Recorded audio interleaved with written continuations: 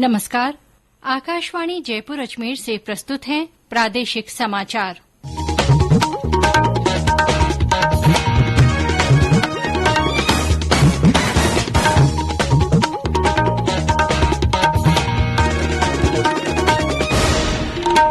मुख्य समाचार। मुख्यमंत्री अशोक गहलोत ने ईआरसीपी परियोजना के संबंध में मध्य प्रदेश के मुख्यमंत्री से वार्ता की। सरकार पर दबाव बनाने के लिए सांसद किरोड़ी लाल मीणा ने दौसा से जयपुर तक निकाली तिरंगा रैली। गौवंश में फैली लंपी बीमारी के प्रसार को रोकने के लिए सरकार के प्रयास तेज, सहयोग के लिए कई संगठन आए सामने। गृह मंत्री अमित शाह ने सहकारी संस्थाओं को जैम पोर्टल पर लाए जाने की वर्चुअल शुरूआत की। मुहर्रम पर आज हजरत इमाम हुसैन की शहादत को याद किया गया। 2 साल बाद निकाला गया ताजियों का जुलूस। और ओडिशा तट पर बने परिसंचरण तंत्र से प्रदेश में अगले 48 घंटों में फिर बारिश की संभावना। पूर्वी और दक्षिणी जिलों में मूसलाधार के आसार।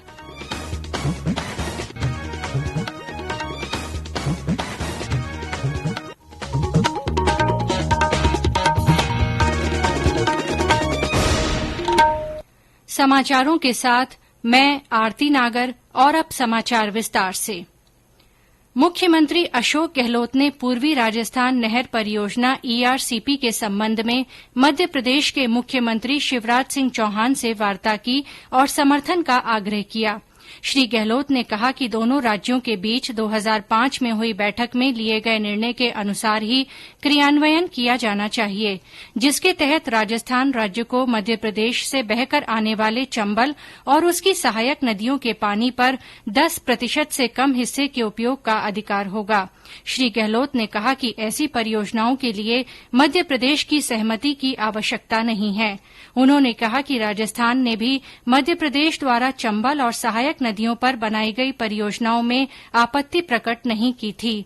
श्री चौहान ने इस पर दोनों राज्यों के सभी मुद्दों पर चर्चा और सहमति बनाने के लिए एक बैठक रखने पर सहमति जताई है। इस बीच ईआरसीपी को लेकर सरकार पर दबाव बनाने के लिए राज्यसभा सांसद डॉ किरोड़ी लाल मीणा ने समर्थकों के साथ जयपुर के लिए कूच किया। दौसा के नांगल प्यारीवास से शुरू हुई तिरंगा रैली में सांसद मीणा के साथ बड़ी संख्या में ईआरसीपी में शामिल जिलों के लोगों ने भाग लिया। गौवंश में फैली लंपी बीमारी के प्रसार को रोकने के लिए सरकार ने प्रयास और तेज कर दिए हैं। बीमार पशुओं को बचाने के लिए विशेष इंतजाम किए जा रहे हैं।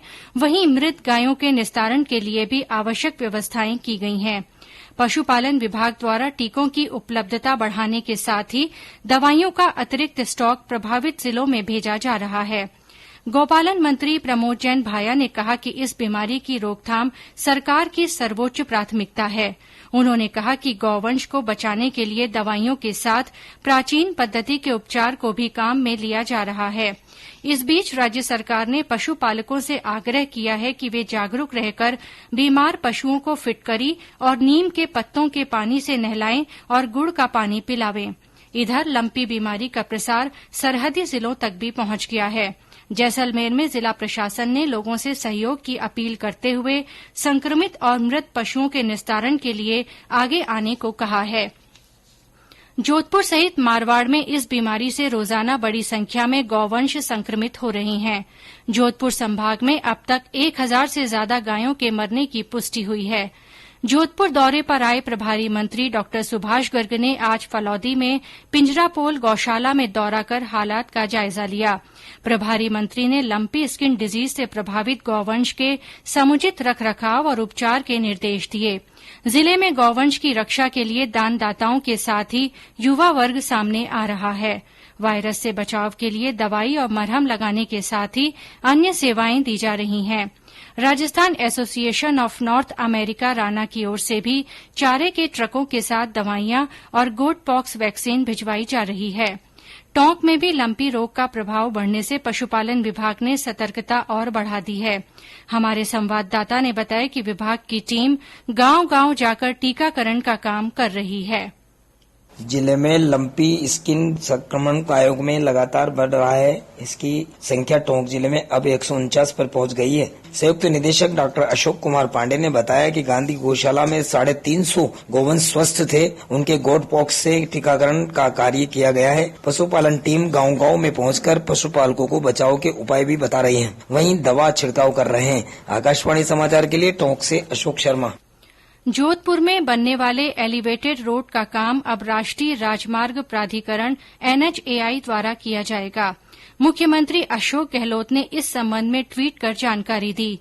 उन्होंने बताया कि केंद्रीय सड़क परिवहन मंत्री नितिन गडकरी से उनकी वार्ता हुई है, जिसमें श्री गडकरी ने इस एलिवेटेड रोड का काम NHAI द्वारा करवाए जाने पर सहमति दे दी।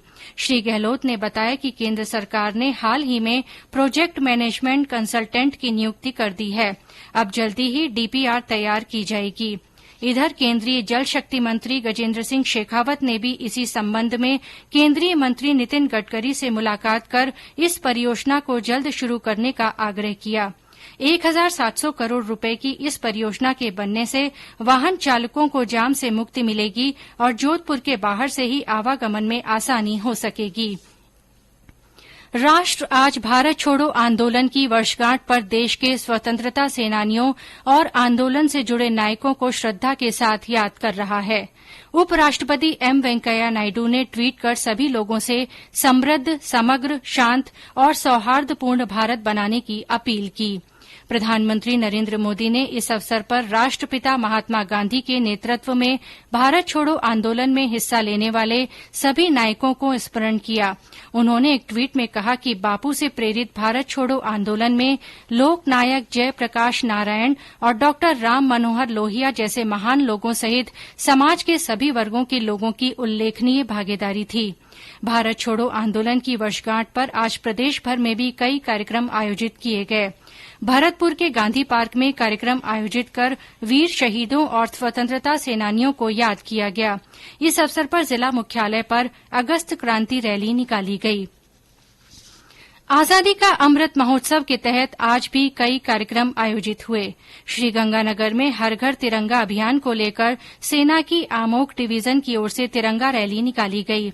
30 सैन्य कर्मियों के दल ने पंजाब और राजस्थान से लगती अंतर्राष्ट्रीय सीमा पर BSF चौकियों पर तिरंगा लगाया। जिला मुख्यालय पर भी अभियान के तहत मानव श्रृंखला बनाकर आजादी के लिए सर्वस्व न्यौछावर करने वाले सेनानियों को याद किया गया। झुंझुनू में राष्ट्रीय स्वयंसेवक संघ के संपर्क विभाग की ओर से प्रबुद्धजन गोष्ठी का आयोजन किया गया। स्वाधीनता से स्वतंत्रता की ओर विषय पर संघ के राष्ट्रीय वक्ता डॉ रमेश अग्रवाल ने अपने विचार व्यक्त किए। सरहदी जिले बाड़मेर में जिला प्रशासन की ओर से आयोजित कार्यक्रम में कलेक्टर ने कृषि मंडी के व्यापारियों को राष्ट्रीय ध्वज वितरित किए। इस अवसर पर सेडवा से धनाऊ तक आजादी गौरव पदयात्रा निकाली गई। इसमें बड़ी संख्या में आमजन के साथ जनप्रतिनिधियों ने भाग लिया। और अब आजादी का अमृत महोत्सव के तहत आकाशवाणी जयपुर के क्षेत्रीय समाचार एकांश की हर घर तिरंगा क्विज प्रतियोगिता में आज का प्रश्न, भारतीय राष्ट्रीय ध्वज को किसने डिजाइन किया था?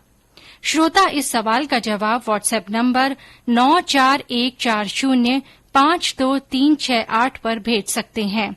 व्हाट्सएप मैसेज से भेजे गए जवाब ही मान्य होंगे। श्रोता जवाब के साथ अपना पूरा पता भी भेजें। सबसे पहले सही जवाब देने वाले 3 श्रोताओं को पुरस्कृत किया जाएगा। विजेताओं के नाम कल शाम के समाचार बुलेटिन में घोषित किए जाएंगे। प्रतियोगिता का आयोजन इंडियन ऑयल कॉर्पोरेशन लिमिटेड के सहयोग से किया जा रहा है।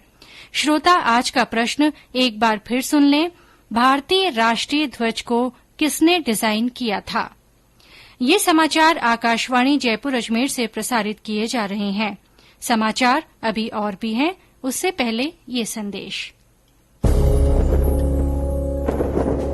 अब हर घर की छत पर शान से फहरेगा तिरंगा, गुनगुनाए जाएंगे नव विकास के गीत, आन बान शान का प्रतीक राष्ट्रध्वज तिरंगा। आइए आजादी के अमृत महोत्सव के पावन अवसर पर इस स्वाधीनता दिवस हर घर फहराते हैं तिरंगा और लेते हैं भव्य और सशक्त भारत के निर्माण का संकल्प। आइए हर घर फहराएं तिरंगा। समाचारों में आपका फिर स्वागत है। गृह मंत्री अमित शाह ने आज नई दिल्ली में सरकारी खरीद पोर्टल GEM पर सहकारी संघों को लाए जाने का शुभारंभ किया। 589 सहकारी संघ इस पोर्टल के लिए पात्र पाए गए हैं। इस अवसर पर श्री शाह ने कहा कि 29 करोड़ लोग सहकारिता से जुड़े हुए हैं। उन्होंने सभी सहकारी समितियों से उत्पादों के साथ GEM में शामिल होने की अपील की। हमें भी बाजार बढ़ाना है और सरकार की कई सारी इकाइयां जैम के माध्यम से ही अब खरीदी करती हैं, चाहे राज्य सरकार हो, चाहे केंद्र सरकार हो, चाहे अंडरटेकिंग्स हो, जैम के माध्यम से खरीद करती हैं। मैं कोऑपरेटिव सोसाइटीज को आज के दिन ये भी अपील करना चाहता हूं कि अपने आप को जैम पर रजिस्टर करने के लिए तैयार करें और जैम को हम अपनाएं। पैगंबर हजरत मोहम्मद के नवासे हजरत इमाम हुसैन की शहादत की याद में आज मुहर्रम अकीदत और एहतराम के साथ मनाया जा रहा है। मुस्लिम बाहुल्य इलाकों में सुबह से ही लोगों ने ढोल पीटकर मातम मनाया। कई जगह पानी और शरबत की छबीलें लगाई गई। दोपहर बाद जुलूस के साथ ताजिये निकाले गए, जिन्हें करबला में सुपुर्दे खाक किया जा रहा है। शेखावाटी क्षेत्र में ताजिये के जुलूस को लेकर लोगों में विशेष उत्साह रहता है। झुंझुनू के सुल्ताना और आसपास के गांवों तथा कस्बों में 2 साल बाद ताजिये इमाम बाड़े से बाहर निकाले गए। जालौर में हजरत इमाम हुसैन के रोजा मुबारक की जियारत के लिए लोगों का तांता लगा रहा। विभिन्न संस्थाओं की ओर से जगह जगह शरबत और खीर के छबील लगाई गई। भीनमाल, सागाना, तेजा की बेरी सहित विभिन्न गांवों में ताजियों के साथ अखाड़ा खेला गया। चूरू में ताजियों के जुलूस के दौरान बड़ी संख्या में लोग सड़कों पर जुटे। मातमी धुन और ढोल ताशे के बीच करबला में ताजियों में दफनाने की रस्म निभाई जा रही है। आज विश्व आदिवासी दिवस पर राज्यभर में कई कार्यक्रम आयोजित किए गए। आदिवासी बाहुल्य जिलों में मूल निवासियों ने अपने अधिकार और सम्मान को लेकर गोष्ठियां और रैलियां आयोजित की। मुख्यमंत्री अशोक गहलोत ने बांसवाड़ा में आयोजित कार्यक्रम में समुदाय के लोगों को शुभकामनाएं दी। मुख्यमंत्री ने बागीदौरा में सागडूंगरी बोरखांडी पुलिया का शिलान्यास किया। इस दौरान जनजातीय विकास मंत्री महेन्द्रजीत सिंह मालवीय और कांग्रेस प्रभारी अजय माकन सहित कई नेता मौजूद रहे। बांसवाड़ा जिले भर में गांव से लेकर शहर तक विश्व आदिवासी दिवस की धूम मची हुई दिखाई दी। राजा बांसिया भील की प्रतिमा पर विभिन्न जनजातीय संस्थानों के पदाधिकारियों एवं समाजजनों द्वारा माल्यार्पण किया गया। जनजातीय लोगों ने अपने पारंपरिक वेशभूषा धारण किए हुए विभिन्न वाद्य यंत्रों के साथ में गैर नृत्य का लुत्फ उठाया। आज मुख्यमंत्री अशोक गहलोत भी वागड़ क्षेत्र के दौरे पर रहे। उन्होंने भी जनजातीय लोगों को विश्व आदिवासी दिवस के उपलक्ष्य में हार्दिक बधाई व शुभकामनाएं दी। राजेश सोनी, आकाशवाणी समाचार, बांसवाड़ा। सिरोही जिले में जिला मुख्यालय पर रैली निकाली गई, जिसमें बड़ी संख्या में आदिवासियों ने हिस्सा लिया। गौरतलब है कि हर साल 9 अगस्त को मनाए जाने वाले अंतर्राष्ट्रीय आदिवासी दिवस का उद्देश्य पूरी दुनिया में मूल निवासी समुदाय के योगदान और उनकी उपलब्धियों को याद करना है। और अब मौसम। ओडिशा तट पर बने निम्न दबाव के तंत्र के आगे बढ़ने से राजस्थान सहित उत्तरी भागों में अगले 48 घंटों में फिर बारिश की संभावना है। मौसम विभाग ने पूर्वी और दक्षिणी जिलों में आने वाले 4 दिनों के लिए भारी बारिश का अलर्ट जारी किया है। मौसम केंद्र जयपुर के निदेशक राधेश्याम शर्मा ने बताया कि पिछले 24 घंटों में पश्चिमी जिलों में व्यापक बारिश हुई। बाड़मेर जिले के सिरधड़ी में सर्वाधिक 124 मिलीमीटर बारिश दर्ज की गई। इसके अलावा सिरोही और आसपास के क्षेत्रों में भी अच्छी बारिश हुई। पूर्वी राजस्थान में अगले 4-5 दिन फेयरली वाइड स्प्रेड टाइप की रेनफॉल होने की संभावना है, यानी भरतपुर, जयपुर और अजमेर संभाग के जिलों में कुछ स्थानों पर light to moderate rainfall activity जारी रहेगी। वहीं साउथ राजस्थान के डिस्ट्रिक्ट स्पेशली कोटा और उदयपुर संभाग के जिलों में अगले 4-5 दिन कहीं कहीं भारी बारिश होने की संभावना बनी रहेगी। वहीं पश्चिमी राजस्थान के बीकानेर और जोधपुर संभाग के कुछ स्थानों पर यानी स्कैटर्ड प्लेसेस पे light to moderate rainfall thunderstorm के साथ में रिपोर्ट होने की प्रबल संभावना है।